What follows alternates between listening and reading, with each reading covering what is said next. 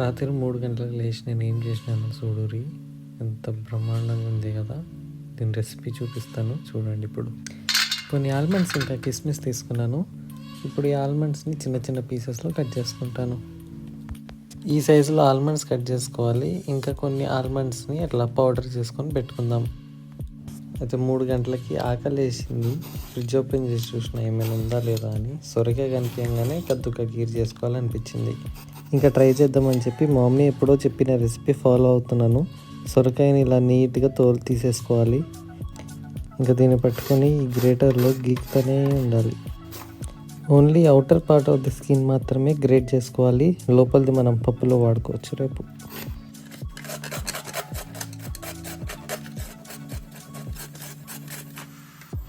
ఇలా సన్నగా వచ్చేటట్టు చూసుకోవాలి. ఇప్పుడు స్టవ్ మీద బాండి పెట్టుకొని దాంట్లో 1 టేబుల్ స్పూన్ గీ వేస్తున్నాను.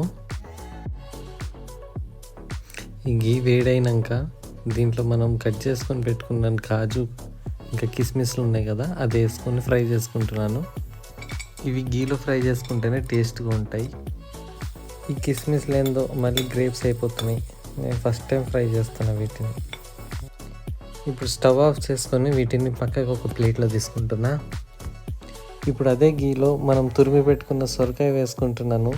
ఈ సొరకాయ తురిమేటప్పుడు తొందరగా తురిమేసుకోవాలి, ఎందుకంటే మనం వెయిట్ చేస్తూ ఉంటే అది నల్లగా అయిపోతుంది. ఈ విషయం నాకు తెలియదు. దీన్ని ఇలా లో ఫ్లేమ్లో పెట్టుకొని కొంచెంసేపు ఫ్రై చేసుకుంటున్నాను. ఫ్రై అయిన తర్వాత దీంట్లో ఒక గ్లాస్ మొత్తం వాటర్ పోస్తున్నాను.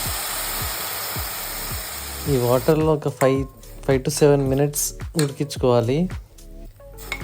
బాగా మెత్తగా ఉడకాలి. దీనిపైన మూత పెట్టి ఉడికించుకుందాం.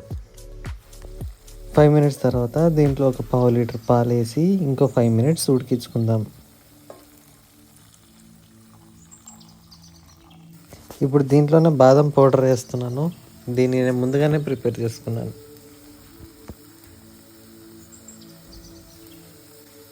దీన్ని ఇప్పుడు బాగా తిప్పుకొని కొంచెంసేపు ఉడికించుకుందాం, ఒక 2 minutes. కద్దుకా ఖీర్ అంటే కలర్ ఉండాలి కదా అని చెప్పి ఇంట్లో బాగా వెతికితే ఈ గ్రీన్ కలర్ దొరికింది. ఇంకా వెంటనే కలర్ కోసం పాలల్లో వేసి దాన్ని మళ్ళీ మన ఖీర్లో వేసేసాను. ఇప్పుడు చూడండి కలర్ వస్తుంది. పాలు మరుగుతున్నప్పుడే 1 కప్ షుగర్ వేస్తున్నాను. ఇంకా ఈ షుగర్ కలిసేంత వరకు తిప్పుతూనే ఉండాలి. మనకి కద్దుకా ఖీర్ అంటే కొంచెం చిక్కగా ఉండాలండి, మొత్తం లిక్విడ్గా ఉంటే బాగోదు.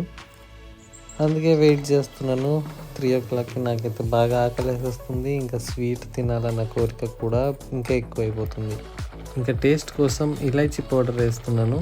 స్మెల్ మాత్రం అదిరిపోతుందండి. ఇప్పుడు ఇంకా లాస్ట్కి మనం ఫ్రై చేసుకున్న డ్రై ఫ్రూట్స్ వేసేస్తున్నాను.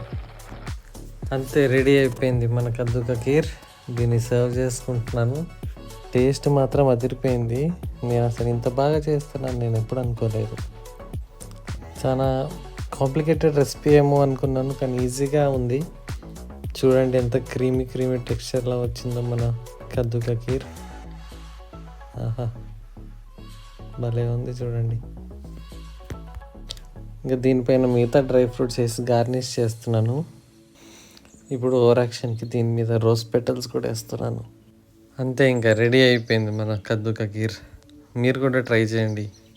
Thank you for watching. Please subscribe.